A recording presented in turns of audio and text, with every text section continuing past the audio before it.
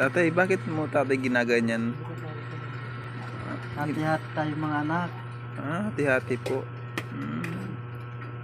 Ilan po tayo kakain? Apat tayo. Apat.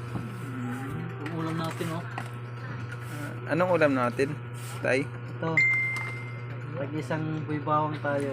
Tag-isang peraso. Ba't wala nang laman? Isipin na lang natin, merong laman yan. Anong klaseng kanin po yan, tay? Anong klaseng kain yan, tay? Anong klaseng kanin yan? Ang tinatawag nito maalas ang kanin. Maalsang kanin. Binubuhat po ba yan, tay? Hindi, nilalagyan ng tubig para maalsa. Gano'n.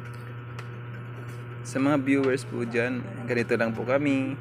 Hinahati-hati ni tatay yung Tulog si mami. pagkain yan. Tapos yan ang ulam namin po. Yan ang ulam namin. Yan. Kaninang tanghali, yan ang ulam namin. Tapos yan na yan, kanin naman yan. Bukas pa yan. Umaga hanggang tanghali. Yan, hinati-hati. Yan. Yan.